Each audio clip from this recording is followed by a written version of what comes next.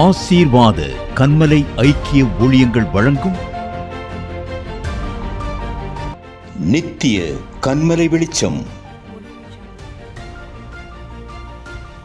ஆண்டவரும் இரட்சகருமாகிய இயேசு கிறிஸ்துவின் நாமத்தினாலே இந்த ஆசீர்வாத கன்மலை ஐக்கிய ஊழியத்தின் சார்பாக இந்த நாட்களிலே கன்மலை வெளிச்சம் என்ற தலைப்புகளிலே வேதாகம பகுதியில் ஆதியாகமத்திலிருந்து வெளிப்படுத்துகிற விசேஷம் வரைக்கும் இந்த கடைசி கால எழுப்புதலுக்காக ஆண்டவர் ஆதி நாட்களிலே எப்படி அநேக தேவனுடைய பிள்ளைகளை, தேவனுடைய பாத்திரங்களை பயன்படுத்தி வந்தாரோ, இந்த கடைசி காலத்தில் உங்களையும் என்னையும் பயன்படுத்தும் விதமாக நாம் ஒவ்வொரு பாத்திரங்களை குறித்து நாம் அறிந்து ஆராய்ந்து அவர்களைப் போல நாமும் இந்த கடைசி காலத்திலே தேவனுக்காக எழும்பி பிரகாசிக்க வேண்டும் என்பதே இந்த தரிசனத்துடைய நோக்கமாக இருக்கிறது. ஆகவே பிரியமானவர்களே, இந்த நாட்களில் உங்கள் மத்தியில் மீண்டுமாய் இந்த வார்த்தையை பகிர்ந்து கொள்வதிலே நான் மிகுந்த மகிழ்ச்சி அடைகிறோம். கர்த்தர் நாமம் மகிமைப்படுவதாக. இந்த நாட்களிலே நாம் தெரிந்து கொண்ட பாத்திரம் கொர்நேலி என்ற ஒரு பாத்திரத்தையும், பேதுரு என்ற அப்போஸ்தலராகிய பேதுரு என்ற ஒரு பாத்திரத்தையும் நாம் இன்றைக்கு பார்க்க இருக்கிறோம். கர்த்தர் தாமே இந்த இரு பாத்திரங்கள் மூலமாக நமக்கு காரியத்தை வெளிப்படுத்தி நம்மை ஆயத்தப்படுத்துவாராக. கர்த்தர் நாமம் மகிமைப்படுவதாக. ஆமென். பாருங்க பிரியமானவர்களே, இது கடைசி காலமாக இருக்கிறது. கர்த்தருடைய வருகை சமீபமாக இருக்கிறது. கொர்நேலியுடைய காரியத்தை நீங்கள் பார்க்கிற பொழுது அப்போஸ்தலர் புஸ்தகம் 10ஆம் அதிகாரத்திலே அவரை குறித்த அறிமுகங்களையும் அவரை குறித்த அவருடைய சாட்சியின் குணாதிசயங்களையும் இதிலே நீங்கள் பார்க்க முடியும். பாருங்க, கொர்நேலி என்று சொன்னாலே சூரிய கதிர், சூரிய பிரகாசம் என்று சொல்லுவார்கள். அதே மாதிரி பேதுரு என்று சொன்னால் கற்பாறை என்பதை நீங்கள் நாம் அறிந்திருக்கிறோம். ஆண்டவர் நாமம் மகிமைப்படுவதாக. நல்ல வைராகியமுடைய ஒரு அப்போஸ்தலர். கர்த்தர் நாமம் மகிமைப்படுவதாக. பாருங்க, அப்போஸ்தலர் புஸ்தகம் 10ஆம் அதிகாரத்தில் இத்தாலியா பட்டாளம் எண்ணப்பட்ட பட்டாளத்திலே 100க்கு அதிபதியாகிய கொர்நேலி என்னும் பெயர் கொண்ட ஒரு மனுஷன் செசரியா பட்டணத்திலே இருந்தான். அவன் தேவ பக்தி உள்ளவனும் தன் வீட்டாரோடு தேவனுக்கு பயந்தவனுமாயிருந்து ஜனங்களுக்கு மிகுந்த தர்மங்களையும் செய்து எப்பொழுதும் தேவனை நோக்கி ஜெபம் பண்ணி கொண்டிருந்தான் என்று அருமையான தேவ மனிதர் கொர்நேலியை பற்றி இந்த இடத்திலே வேதாகமம் பதிவு செய்திருக்கிறதை நாம் பார்க்கிறோம். பிரியமானவர்களே, இந்த நாட்களில் பாருங்க, கொர்நேலி என்ற ஒரு மனிதனை குறித்து பாருங்க, அவனுக்குள்ள இருக்கிற உயர்ந்த பண்புகள் பாருங்க. அவர் தேவ பக்தி உள்ள ஒரு மனிதனாய் இருக்கிறார். 2வது காரியம், தன் வீட்டார் அனைவரோடும் தேவனுக்கு பயந்திருந்த மனிதனாயிருக்கிறார். 3வது, மிகுந்த தான தர்மங்களை செய்கிறவராயிருக்கிறார். 4வது, எப்பொழுதும் தேவனை நோக்கி செபித்து கொண்டிருக்கிறவராயிருக்கிறார். பாருங்க, இந்த கொர்நேலி என்பவர் ஒரு சாதாரண ஒரு மனிதன் அல்ல. இவர் ஒரு 100க்கு அதிபதி. ஏனென்று சொன்னால் ஒரு இராணுவ படைத்தளத்திலே ஒரு 100 பேர் கொண்ட ஒரு அதிகாரியாக இருக்கிறார். நல்ல ஒரு ஸ்தானத்தில் இருக்கிறார். நல்ல அரசாங்கத்தினுடைய ஒரு உத்தியோகத்தில் இருக்கிறார். ஆனாலும் அப்படிப்பட்ட ஒரு சூழ்நிலையிலும் இந்த ஜனங்களுக்கு முன்பாக நல்ல ஒரு சாட்சி உள்ளவனாக, நல்ல ஒரு பயபக்தி உள்ளவனாக, மிகுந்த தர்மங்களை செய்கிறவராக, எப்பொழுதும் ஜெபம் பண்ணி கொண்டு இருக்கிறதை பார்க்கிறோம். பாருங்க, இந்த வேளையிலும் இந்த கொர்நேலியு புறஜாதியாக இருக்கிறார். ஆண்டவரை இன்னும் இவர் அறியவில்லை. அதை பார்த்து கொண்டிருக்கிற நீங்களும் ஒருவேளை ஆண்டவரை அறியாமல் கூட இருக்கலாம், ரட்சிக்கப்படாமல் இருக்கலாம், ஞானஸ்தானம் எடுத்து ஆலயத்துக்கு போகாமல் கூட இருக்கலாம். பாருங்க, ஆண்டவருக்கு யார் பிரியமா இருப்பார்களாம்? அவரை தேவனுக்கு பயந்து தேவ பக்தியோடு மிகுந்த தான தர்மங்களை செய்து அவரை நோக்கி பார்த்து எப்பொழுதும் ஜெபம் பண்ணுகிறவர்களை தேவனுக்கு பிரியமானவர்கள். அப்ப இன்றைக்கு பாருங்க, பக்தி வைராகியமாக ஒரு மதத்தை அடிப்படையாக கொண்டு, ஒரு கொள்கையை அடிப்படையாக கொண்டு இந்த உலகத்திலே அநேகர்கள் வைராகியம் பாராட்டுவார்கள். அவர்களுக்கு தேவன் செவி கொடுப்பது இல்லை. ஆனால் இன்றைய உலகத்திலே பார்த்தீர்கள் என்று சொன்னால், ஆண்டவரை அறியாத இயேசு கிறிஸ்துதான் இரட்சகர் என்று அறியாமல் இருந்திருப்பார்கள். ஆனாலும் இந்த கொர்நேலியை போல சாட்சி உள்ளவர்கள் ஏராளமான பேர் இந்த பூமியில் இருக்கிறார்கள். பல மதங்களை சார்ந்தவர்களாக இருக்கலாம், பல பிரிவுகளை கூட சார்ந்தவர்களாக இருக்கலாம். ஆனால் அவர்களுக்கு ஒரு தேவ பயம் இருக்கும். நமக்கு மேலே நம்மை படைத்த ஒரு தேவன் இருக்கிறார், ஒரு கடவுள் இருக்கிறார், அவருக்கு என்ன பிடிக்குமோ நம்ம அப்படி வாழ கற்றுக்கொள்ள வேண்டும் என்று சொல்லி, அப்ப அந்த இறை நம்பிக்கையிலே அந்த தேவனுடைய கோட்பாடிலே நடக்கிறவர்கள் தேவனுக்கு பயந்தவர்களாகவும் பல தான தர்மங்களை செய்கிறவர்களாகவும், அது மாத்திரமல்ல, அவர்கள் மாத்திரமல்ல, அவர்களைப் போல உலகத்தில் வழக்க சொல்லுவாங்க இல்லைங்களா, தாயை போல பிள்ளை நூலை போல சேலை என்பது போல அந்த கொர்நேலி இருந்தது போல இன்றைக்கு உலகத்தில் அநேகர்கள் தன் தகப்பனை பின்பற்றி இருக்கிற பிள்ளைகள், கணவன் மனைவியும் ஒரு குடும்பத்தோடு இருக்கிறவர்களும் இன்றைக்கு அந்நியர்களிலே இருக்கிறார்கள். ஒருவேளை இதை பார்த்து கொண்டிருக்கிற நீங்கள், இதுவரைக்கும் உங்களுக்கு ஆண்டவரை பற்றி தெரியாது, நான் சபைக்கு போனதில்லை, எனக்கு ரட்சிப்புனா என்னன்னு தெரியாது, வருகைனா என்னன்னு தெரியாது அப்படின்னு இருக்கிறீங்களா? ஆண்டவர் இன்றைக்கு உங்களோடு பேசி கொண்டிருக்கிறார்.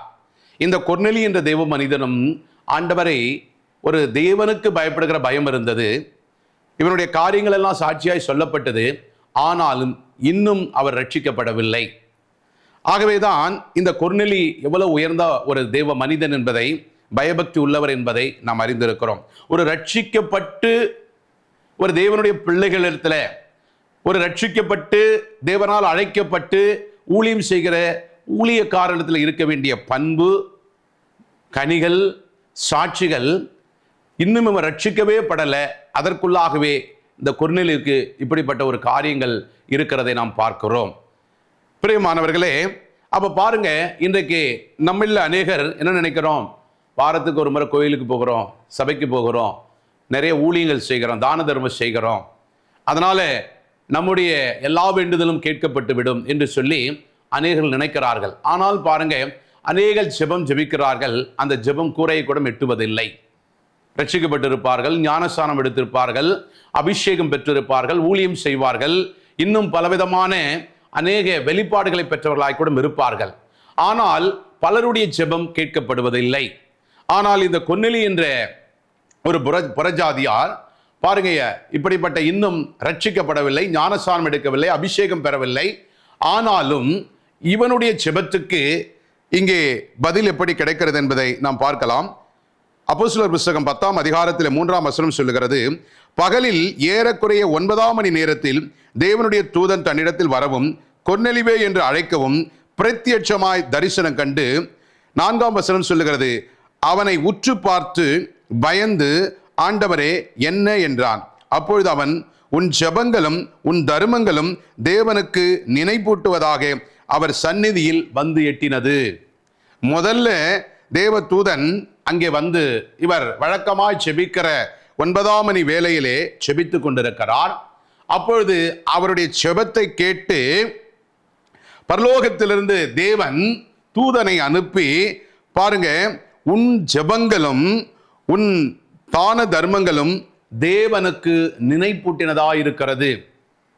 அப்ப பாருங்க, இவர் ரட்சிக்கப்படல, ஞானஸ்தானம் எடுக்கல, அபிஷேகம் பெறல, இன்னும் தேவனுடைய காரியத்துக்காக ஆயத்தமாகல. ஆனால் இந்த மனிதனுடைய ஜெபம் பரலோகத்தில் இருக்கிற தேவனுக்கு கேட்கப்படுகிறது.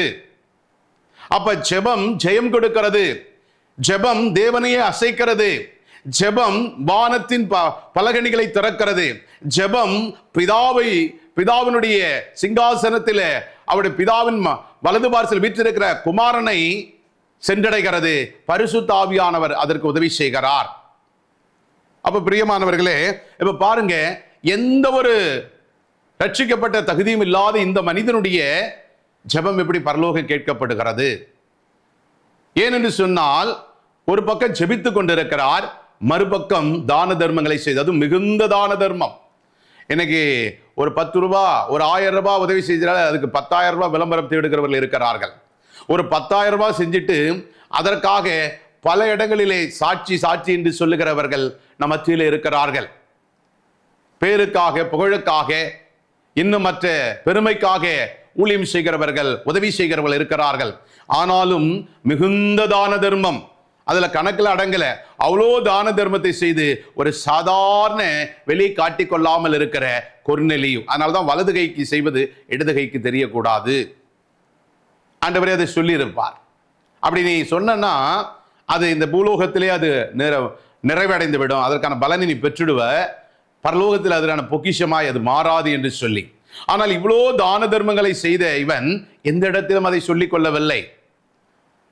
ஒரு சாதாரண ஒரு புறஜாதி ஒரு மனிதனாய் இருக்கிறார். இன்னைக்கு பார்த்து கொண்டிருக்கிற தேவ பிள்ளையே, உங்களுடைய வாழ்க்கையில இப்படிப்பட்ட சாட்சி இருக்கிறதா? அப்ப நீங்கள் பல ஜெபம் செய்தும் ஏன் கேட்கப்படவில்லை? பாருங்க, ஒரு பக்கம் ஜெபம் செய்கிறான், மறுபக்கம் தான தர்மம், மிகுந்த தான தர்மம் செய்கிறான். என உலக வழக்கத்திலே இருக்கிறது, தர்மம் தலை காக்கும் என்று சொல்லி. தலை என்று சொன்னால் இயேசு கிறிஸ்துன்னு அர்த்தம். அவர்தான் தலையாய் இருக்கிறார். நம் வீட்டின் தலைவராய் இயேசு கிறிஸ்து இருக்கிறார்.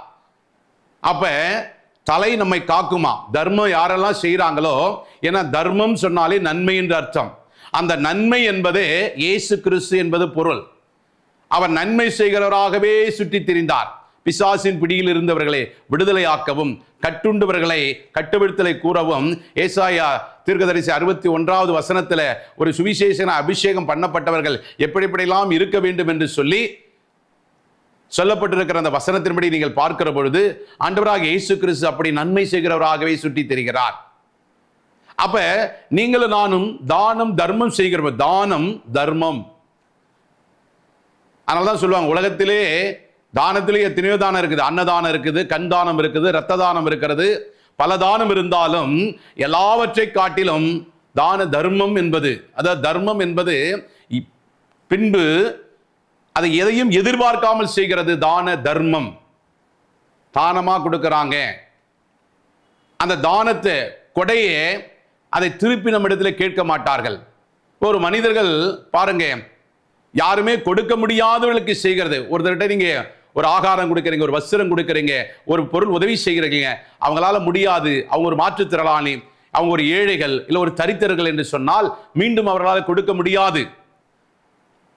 அதனாலதான் அவர்களுக்கு தானமாய் அந்த தர்மத்தை செய்கிறோம். அப்ப அவர்கள் திரும்பி வராது. இது பரலோகத்திலே பொக்கிஷத்திலே சேர்க்கப்படும், உங்களுடைய கணக்கிலே சேர்க்கப்படும். மற்றபடி உங்களுடைய உறவுகளுக்கோ செல்வந்தர்களுக்கோ உங்களை விட உங்களோடு சமநிலையில் இருக்கிறவர்களுக்கோ நல்ல வசதி வாய்ந்தவர்களுக்கோ நீங்கள் செய்கிற ஒவ்வொன்றும் ஏதோ ஒரு விதத்தில் திரும்பி அது உங்களுக்கு உதவியாக, சன்மானமாக, பேராக, புகழாக வந்துவிடும். அதுல ஒரு பலனும் இல்லை. திருப்ப செய்ய முடியாதவர்களுக்கு செய்கிறதுக்கு பேர் தான் தான தர்மம்.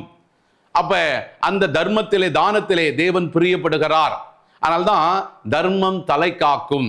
அந்த தலையாகிய கிறிஸ்து, உங்கள் தலையாகிய கிறிஸ்து உங்களை மாத்திரமல்ல, உங்கள் தலைமுறையை காக்கும்.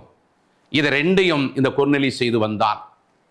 பாருங்க, இன்றைக்கு நாம் வேதத்தை அறிந்திருக்கிறோம், வசனத்தை அறிந்திருக்கிறோம், மறைபொருளை அறிந்திருக்கிறோம், வருகைக்கு ஆயத்தப்படுத்துகிறோம், பிரசங்கிக்கிறோம். ஆனால் நம்முடைய வாழ்க்கை எப்படி இருக்கிறது? இன்னைக்கு அநேகர்கள் சுயநலமாக தன்னுடைய காரியம் தனக்கு தேவை, அதை மாத்திரம் செய்கிறார்கள். அப்படி இல்லை என்று சொன்னால் மற்றவர்களுக்கு ஒரு உதவி செய்தா அதில் ஏதாவது ஆதாயம் கிடைக்குமா, பேர் வருமா, இல்லை அதன் மூலம் நமக்கு ஒரு புகழ்ச்சி வருமா என்பதைத்தான் அநேகர் விரும்புகிறார்கள்.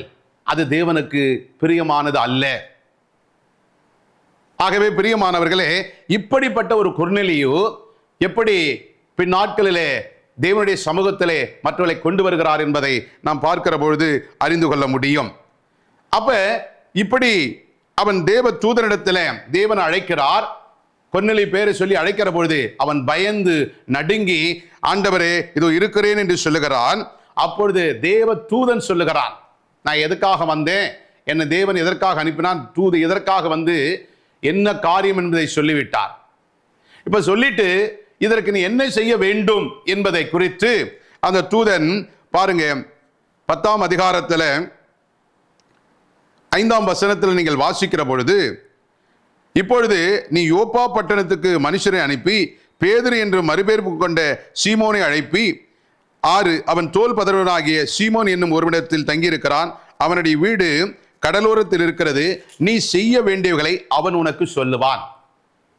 அப்ப பிரியமானவர்களே, இதை பார்த்து கொண்டிருக்கிற ஆண்டவரை அறியாமல் நீங்கள் இருக்கலாம். ஒருவேளை நீங்க ஆலயத்துக்கு போயிட்டு கூட வந்திருக்கலாம். இதுவரைக்கும் தேவனோடு உங்களுக்கு ஒரு நம்பிக்கை இருக்கலாம். ஆனால் முறைப்படி ரட்சிக்கப்படாமல் இன்று இந்த நேரத்திலே கொர்நேலியு இருக்கிறார். இப்ப பார்த்து கொண்டிருக்கிற நீங்களும் ஆண்டவரை அறிந்திருக்கலாம், ஆலயத்துக்கு அருகாமையிலே இருக்கலாம். உங்களுக்கு சில போராட்டங்கள் வருகிற பொழுது நீங்கள் வந்து ஜெபாலயத்தில் ஜெபித்துக் கொண்டிருக்கலாம். ஊழியர்களை கனப்படுத்தல, எல்லாம் சரிதான். ஆனாலும் இவனுடைய ஜெபம் பரலோகத்துக்கு கேட்கப்படுகிறது. இவன் தான தர்மம் நினைப்பூட்டப்படுகிறது. தேவனே தூதனை அனுப்பி செய்ய வேண்டிய காரியங்களை சொல்லுகிறார். ஏன்? இவன் ஜெபத்தை கேட்டு, கொர்நேலியு ஜெபத்தை கேட்டு ஆண்டவரை ரட்சித்திருக்கலாமே, ஆனால் அதற்கு ஒரு ரட்சிக்கப்பட்ட தேவ மனிதன் தேவைப்படுகிறார். அந்த மனிதன் தான் பேதுரு என்ற ஒரு தேவ மனிதனை தேவன் அங்கே அனுப்புகிறார். அப்ப என்னதான் நம்ம தான தர்மம் செஞ்சு, என்னதான் ஜெபம் பண்ணி, என்னதான் நம்ம குடும்பத்தோடு செஞ்சாலும், என்னதான் நம்ம எப்பொழுது இருந்தாலும் ரட்சிக்கப்படாவிட்டால் அது ஒரு முழுமையான வடிவம் பெறாது.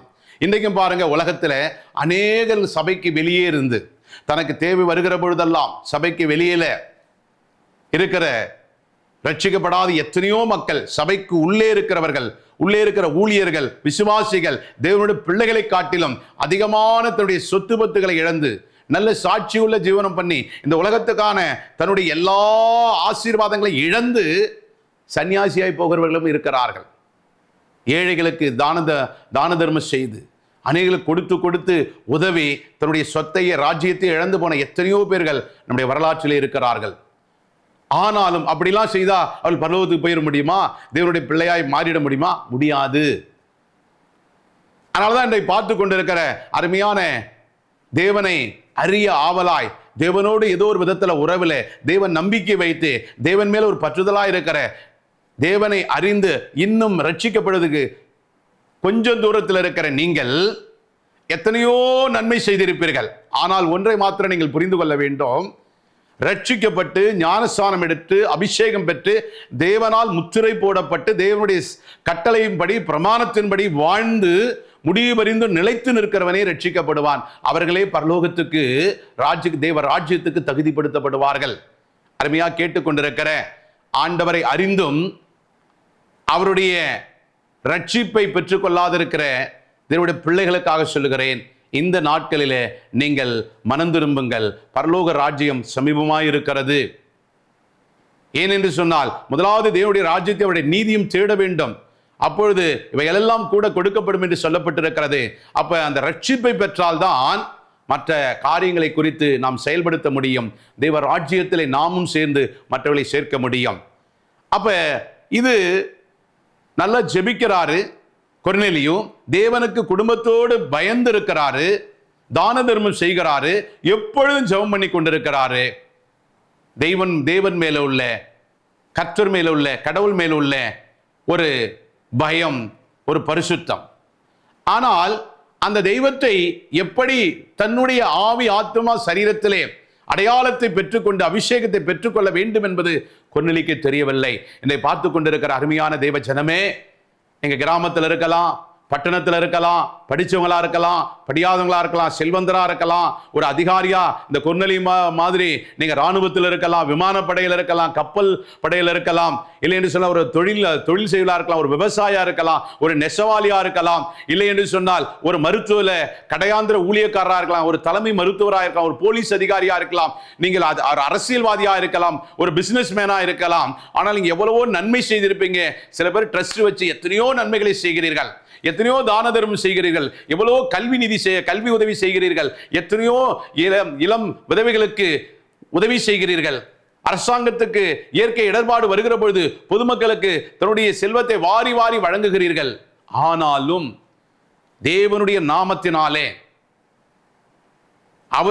அவர்தான் ஆண்டவராக இயேசு கிறிஸ்து தான் என் பாவங்களை மன்னிப்பார் என்று நாவினாலே அறிக்கை செய்து இருதயத்தில் அவர் விசுவாசித்து ஏற்றுக்கொண்டு தன் பாவங்களை அறிக்கை செய்து விட்டுவிடணும். அப்பதான் அவரிடத்தில் அந்த பாவ மன்னிப்பு நமக்கு கிடைக்கும். அந்த பாவ மன்னிப்பை பெற்ற நீங்கள் அவரை இரட்சகர் என்று இருதயத்தில் ஏற்றுக்கொண்டு, இருதயத்தில் விசுவாசித்து ஏற்றுக்கொண்டு அவருடைய பிள்ளையாய் மாறி அந்த அடையாளமாகிய ரட்சிப்பை பெற்று அந்த அபிஷேகத்தை பெற்று அவருடைய பிள்ளையாய் முத்திரை போடப்படுகிற பொழுதுதான் முழுமையான கிறிஸ்துவின் பிள்ளைகளாய் நீங்கள் மாற முடியும். இல்லை என்று சொன்னால் இந்த உலகத்தில் இருக்கிற எவ்வளோ பெரிய பில்கேட்ஸா இருந்தாலும் சரி, எவ்வளோ பெரிய தொழிலதிபராக இருந்தாலும், எவ்வளோ பெரிய பிரைம் மினிஸ்டரா இருந்தாலும், கவர்னரா இருந்தாலும், ஒரு தலைமை நீதிபதியா இருந்தாலும், எப்பேற்பட்ட வானளாவிய அதிகாரத்தை நீங்கள் பெற்றிருந்தாலும் நீங்கள் பரலோகத்துக்கு வர முடியாது. தேவனுடைய பிள்ளைகள் என்று முழுமையாய் மாற முடியாது. கொர்நேலியு தன்னுடனே பேசின தேவதூதன் போன பின்பு தன் வீட்டு மனுஷரில் 2 பேரையும் தன்னிடத்தில் சேவிக்கிற போர் சேவகன் தேவபக்தியுள்ள ஒருவனையும் அழைத்து எல்லாவற்றையும் அவர்களுக்கு விவரித்து இன்னென்ன விதமாய் தூதன் சொன்னதை அவரிடத்திலே சொல்லுகிறார். பாருங்க, இந்த கொர்நேலியுக்கு இவன் ஒரு தலைமை 100க்கு அதிபதி, ஒரு தலைமைத்துவத்தில் இருக்கிறான். இன்னைக்கு பாருங்க, ஒரு தலைமைத்துவத்தில் இருந்தா நமக்கு மேல இருக்கிறவங்கள தான் நம்ம பார்ப்போம், நம்ம கீழே இருக்கிறவங்க நம்ம பார்க்க மாட்டோம்.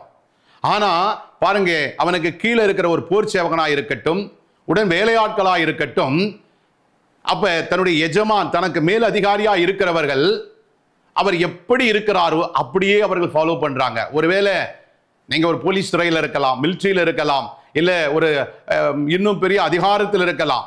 நீங்க நன்மை செய்தீங்கன்னா உங்களுக்கு கீழே இருக்கிற அதிகாரிகள், உங்களுக்கு கீழே இருக்கிற வேலைக்காரர்கள், உங்களுக்கு கடைநிலையில் இருக்கிறவங்க, உங்களை பார்க்கிறவங்க உங்களை அப்படியே ஃபாலோ பண்ணுவாங்க. நீங்க நன்மை செய்தால் உங்களை நன்மையாய் பின்பற்றுவார்கள். நீங்கள் அநியாயம் அக்கிரமம் செய்து நீங்கள் பொல்லாத வழிகளிலே பரிதானம் வாங்கி இன்னும் மாயமாலமான காரியங்களை செய்து தேவனுக்கு விரோதமான பாவம் செய்தால் உங்களிடத்திலிருந்து அவர்கள் கற்றுக்கொள்வார்கள். நாளைக்கு நியாய தீர்ப்பில் போய் நிற்கிற பொழுது நீங்கள் மாத்திரம் உங்கள் ஆத்மாவுக்கு மாத்திரம் அல்ல, மற்றவர்களை இடரல் உண்டாக்கினதுக்காகவும் மிகப்பெரிய ஆக்கினை உங்களுடைய நியாய உங்களுக்கு சிரசிலே உங்கள் தலையிலே நியாய தீர்ப்பு நாட்களிலே நீங்கள் தேவனுக்கு பதில் சொல்ல வேண்டியது இருக்கும். இதை பார்த்து கொண்டிருக்கிற அருமையான தேவனை அறியாத, தேவனோடு வாஞ்சியோடு தேவன் பக்கமாய் இருக்கிற, தேவன் மேல பற்றுதலாய் இருக்கிற, தேவன் ஒரு உண்டென்று என்பதை அறிந்து நீதிமானாய் இருக்கிற உங்களுக்காக கர்த்தர் பேசுகிற அந்த வார்த்தையில நீங்கள் கர்த்தருக்காக அவர் விரும்புகிற வண்ணம் வாழுகிற போதுதான் உங்களை பின்பற்றுவர்கள் வாழ்வார்கள். கொர்நேலியை பின்பற்றுகிற போர்ச்சவர்கள் வேலைக்காரர்கள் பாருங்க, அவனை குறித்து சாட்சி சொல்லுகிற பொழுது இப்படியாய் சொல்லுகிறார்கள். எப்படி என்றால், அவருடைய எஜமான் எப்படிப்பட்ட சாட்சி உள்ளவர், எப்படி தான தர்மம் செய்கிறவர், யூதருக்குள்ள எல்லாருக்குள்ளேயும் நற்சாட்சி பெற்றவர் என்பதையெல்லாம் அவள் கீழாக இருக்கிற வேலைக்காரர்கள் போர் சேவகர்கள் சொல்லுகிறதை பார்க்கிறோம். இன்னைக்கு ஊழியம் செய்கிற நம்மள, ஒரு விசுவாசியா இருக்கிற நம்மள, ஒரு ரட்சிக்கப்பட்ட குடும்பத்தில் உங்களை குறித்து உங்க மனைவி சாட்சி சொல்லுவாங்களா? உங்க கணவர் எப்படி சொல்லுவாரா? உங்க பிள்ளைகள் சொல்லுவார்களா? இல்லை என்று சொன்னால் உங்க திருச்சபைகளிலே விசுவாசிகள் சொல்லுவார்களா? இல்லைன்னா விசுவாசியை பற்றி ஊழியக்காரர் சொல்லுவார்களா? ஆனால் இன்னும் ரட்சிக்கப்படவில்லை, ஞானஸ்நானம் எடுக்கவில்லை, முழுமையான கிறிஸ்துவை ஏற்றுக்கொள்ளவில்லை. பாருங்க, அந்த எதுவுமே அவனுக்கு தெரியல, ஏற்றுக்கொள்ள அவனுக்கு தெரியல.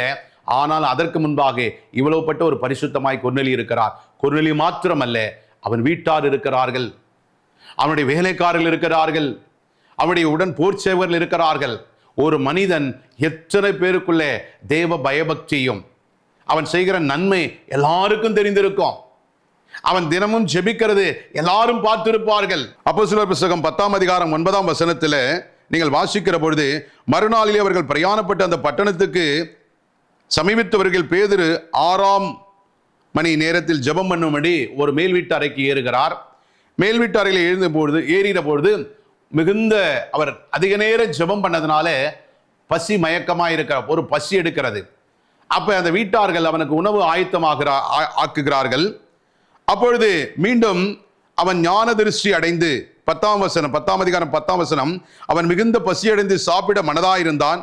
அதற்கு அவர்கள் ஆயத்தம் பண்ணுகையில் அவன் ஞான திருஷ்டி அடைந்து 11ஆம் வசனம், வானம் திறந்திருக்கிறதாகவும் 4 முனைகளும் கட்டப்பட்ட பெரிய துப்பட்டியை போல ஒரு விதமான கூடு தன்னிடத்தில் இறங்கி தரையில் விடப்பட்டிருக்கிறதாகவும் அதிலே பூமியில் உள்ள சகல விதமான 4 கால் ஜீவன்களும் காட்டு மிருகங்களும் ஊரும் பிராணிகளும் ஆகாயத்து பறவைகளும் இருக்கிறதை கண்டான். இப்ப ஞான திருஷ்டி அடைந்து அவன் ஒரு தரிசனத்தை காண்கிறான். இங்கே இவர் ரட்சிக்கப்படல, ஞான சானம் எடுக்கல, அபிஷேகம் பெறல. இவனுடைய ஜெபம், இவனும் பார்த்தீங்கன்னா தேவ தூதனை முகமுகமாய் காண்கிறான். இப்ப இவர் ரட்சிக்கப்பட்டு ஞானஸ்நானம் பெற்று ஒரு அப்போஸ்தலனாக, ஒரு முதன்மையான சீஷராக இயேசுவோடு ஊழியம் செய்தவர். இப்ப இவரும் ஞான திருஷ்டி அடைந்து இவர் ஒரு தரிசனத்தை காண்கிறார். பாருங்க, இவருக்கும் தரிசனம், அவருக்கும் தரிசனம், முகமுகமாய் பார்க்கிறார்கள். அப்ப பாருங்க, தேவன் பட்சபாதம் உள்ளவர் அல்ல. அப்ப வருகிற பொழுது ஒரு யூதனானவன் புறஜாதிகளுக்குள்ளே போய் என்ன பண்ண முடியாது, அவங்க வீட்டில் சாப்பிட முடியாது, அவருடைய சடங்காச்சாரத்தை கலந்து கொள்ள முடியாது, அவர்களோடு சம்பாஷிக்க முடியாது. இது யூத சட்டம், இஸ்ரவேலுக்குள்ள வைக்கப்பட்ட சட்டம். அதனால அதை மீறக்கூடாது. அப்படி மீறினால் அவர்கள் யூதருக்குள்ளே என்ன பண்ண முடியாது, மீண்டும் பேதுரு போய் யூதருள்ளே கலக்க முடியாது. ஆகவே அவன் அந்த ட்ரெடிஷனல், அந்த பாரம்பரியம், அந்த மோசேயின் பிரமாணத்தின்படி அந்த காரியத்துக்கு பயந்து அங்கே நடக்கிற சம்பவங்களை பார்க்கிற பொழுது என்ன சொல்றாரு, அந்த இதுல நீ எழுந்து இதை என்ன பண்ண அடித்து புசின்றார். அப்ப இவன் ஒரு யூதன், இதெல்லாம் தீட்டானது ஒன்றும் புசிக்கலாகாது என்று சொல்லி இவளுக்கு நியாயப்பிரமாண சட்டத்திலே கொடுக்கப்பட்டிருக்கிறது. அப்ப இவன் அதை புசிக்க கூடாது என்பது தேவன் சொல்லுகிற பொழுது, அப்ப தேவன் சொல்லுகிறார், நான் சுத்தமாக்கினதை நீ அசுத்தமாய் எண்ணாதே என்று சொன்ன பொழுது, அப்ப இதனுடைய காரியங்களை அவன் விளங்கி கொள்ளுகிறான். அப்ப தேவன் ஏதோ ஒரு காரியத்தை நமக்கு சொல்லுகிறார்.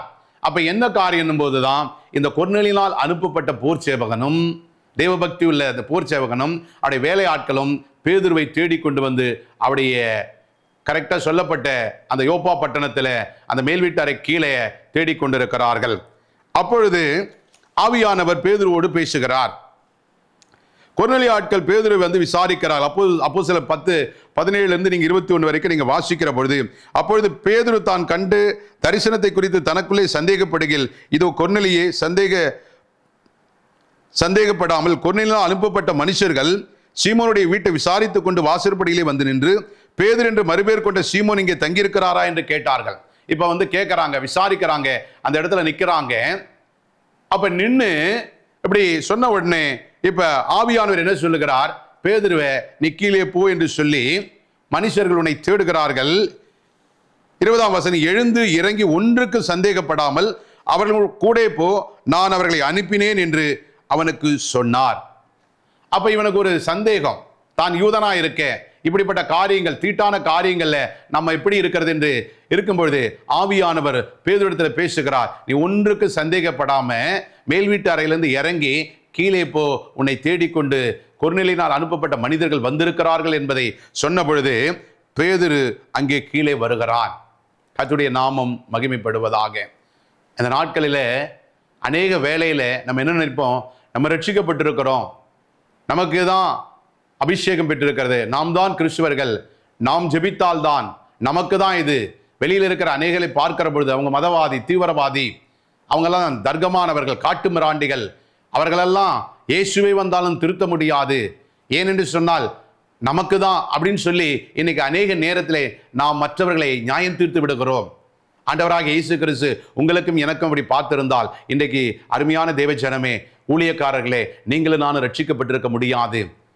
பேதுருக்கு பாரம்பரியமான காரியம், தீட்டான காரியத்தை உள்ளே போனா அது நமக்கு தெய்வ குத்தமாயிரும் நினைச்சிருக்கலாம். ஏன்னா யூதத்தின் வழக்கமில்லாத ஒரு காரியத்தை செய்வதற்கு அன்றைக்கு அவனுக்கு அது ஒரு தீட்டாக, ஒரு பயமாக, இல்லை ஒரு நெருடலாக இருந்திருக்கும். ஆனால் இன்றைய கடைசி காலகட்டத்திலே உங்களுக்கும் எனக்கும் இவர்கள் பொல்லாத மனிதர்கள், இவர்கள் கோராகின் கூட்டத்தார்கள், இவர்கள் சன்பல்லா தொபியாக்கள், இவர்கள் வந்து மோசமான முரட்டாட்டம் பிடித்தவர்கள், இவர்கள் கற்பாறையானவர்கள், இவர் கொலைகாரர்கள், இவர்கள் மதவாதிகள், இப்படி எல்லாம் சொல்லி நாம் ஒதுக்கி விடுகிறோம். ஆனால் இன்றைக்கு பரிசுத்த ஆவியானவர் உங்கள் மூலமாய் பேச உங்களை பார்த்து சொல்லுகிறார், நீ ஒன்றுக்கு சந்தேகப்படாதே. இப்படிப்பட்ட ஆட்கள் சவுலை கர்த்தர் பவுலாய் மாற்ற முடியும் என்று சொன்னால் இன்றைக்கு எந்த தீட்டு, எந்த சாபம், எந்த அக்கிரமம், எவ்வளவு அநியாயக்காரனாயிருந்தாலும் அவங்களுக்குள்ளே ஒரு ஆத்துமா இருக்கிறது. பிரியமானவர்களே, இன்றைக்கு இப்படிப்பட்ட ஒரு சூழலில் நீங்கள் ஊழியம் செய்து கொண்டிருந்தால், தேவனை அறிந்திருந்து நீங்கள் இருக்கிற இடத்துல நீங்கள் ஜெபம் செய்து கொண்டு சுவிசேஷம் அறிவித்துக் கொண்டிருந்தால், இப்படிப்பட்ட மனிதர்களை பார்க்கிற பொழுது இந்த பேதுரு என்ன செய்தாரோ அதை அப்படியே நீங்கள் செய்கிற பொழுது உங்கள் மூலம் திரளான ஆத்துமாக்கள் ரட்சிக்கப்படும். அப்பொழுது தேவ ராஜ்யத்திலே அதிகமாய் சேர்க்கப்படுவார்கள். கர்த்தருடைய நாமம் மகிமைப்படுவதாக. மீதியான பகுதியை வர நாட்களிலே அடுத்த பகுதியில் நாம் சந்திப்போம். நாம் ஜெபிக்கலாம். நல்ல தகப்பனே, நன்றி உள்ள இருதயத்தோடு மை துதிக்கிறோம் அப்பா. துதிகளுக்கு மத்தியிலே வாசம் பண்ணுகிற எங்கள் தேவாதி தேவனே, சர்வ வல்லமையுள்ள சமாதானத்தின் தேவனே, இந்த நாட்களிலே ஆண்டவரே எங்களுக்கு கொடுத்த இந்த கொர்நேலி என்ற ஒரு பாத்திரத்துக்காய் மை ஸ்தோத்தரிக்கிறோம், துதிக்கிறோம். ஆண்டவரே அப்பா, ரட்சிக்கப்பட்டு முதல் அப்போஸ்தலனாய் கர்த்தாவே உம்மால் மிகவும் உடைய இருதயத்துக்கு ஆண்டவரை நீ விரும்பின, ஆண்டவரை நீ அன்பு வைத்த ஆண்டவரை பேதுருவை போலவும் ஆண்டவரே கர்த்தாவே இந்த நாட்களிலே அறியாமல் இருக்கிற எத்தனையோ மக்களுக்கு அறிந்திருக்கிற நாங்கள் பேதுருவை எப்படி ஆண்டவரே அந்த கொர்நேலியு குடும்பத்தாரை ரட்சிப்புகளை நடத்தி ஞானஸ்நானம் கொடுத்து அநேக ஆத்துமாக்களை தேவன் பக்கமாய் திருப்பினாரோ, இன்றைக்கு இந்த கடைசி காலத்தில் பார்த்து கொண்டிருக்கிற ஊழியர்கள் மாத்திரம் அல்ல ஆண்டவரே, தேவனுடைய பிள்ளைகள் மாத்திரம் அல்ல, ரட்சிக்கப்பட்ட ஒவ்வொருவரும் ஆண்டவரே தனக்கு கொடுக்கப்பட்ட இடத்துல தேவன் பக்கமாய் ஆண்டவரை அறிந்தும் ரட்சிக்கப்படாம ஞானஸ்நானம் எடுக்காம அபிஷேகம் பெறாம கர்த்தருடைய ஆண்டவரை சட்ட திட்டங்களுக்கு உட்பட்டு அவருடைய வருகைக்கு ஆயத்தமாக இல்லாம இருக்கிற அநேக கோடிக்கணக்கான ஆத்துமாக்களை கொர்நேலியு வீட்டாரை போல தேவன் பக்கமாய் திருப்புகிற பேதுரு மேலிருந்த அபிஷேகம் பார்த்து கொண்டிருக்கிற ஒவ்வொரு தேவ பிள்ளைகள் மேலும் ஊழியக்கார மேலும் ஆண்டவரை கொர்நேலியு இப்படி பெற்றுக்கொண்டாரோ அதே மாதிரி இன்னும் ஞானஸ்நானம் எடுக்காம அபிஷேகம் பெறாம தேவனுடைய வருகைக்கு ஆயத்தமாகாம தான தர்மங்களாலே பயபக்தினாலே புண்ணியத்தினாலே ஆண்டவரே தேவன் பக்கம் போய்விடலாம் என்று சொல்லி அறியாமல் இருக்கிற ஆண்டவரே இருள் விலகி ஆண்டவரே இன்றைக்கு அவர்களும் ரட்சிக்கப்பட தேவன் உதவி செய்யும்படியாய் ஜெபிக்கிறோம். நீர் அப்படியாய் செய்கிற எல்லா நன்மைக்காக நன்றியோடு துதிக்கிறோம். இயேசு கிறிஸ்துவின் நாமத்தில் ஜெபிக்கிறோம் நல்ல பிதாவே. God bless you. கர்த்தர் தாமே உங்களை ஆசீர்வதிப்பாராக. நன்றி, ஸ்தோத்திரம். அன்பிற்குரியவர்களே, உங்கள் ஜெப தேவைகளுக்கும் மேலும் ஆலோசனைகளுக்கும் எங்களோடு நீங்கள் தொடர்பு கொள்ள எங்கள் முகவரி ஆசீர்வாத கன்மலை ஐக்கிய ஊழியங்கள், பிளாட் எண் 20, 3வது மாடி, ஜானகி நகர், அனெக்ஸ், காட்டுப்பாக்கம், சென்னை 56.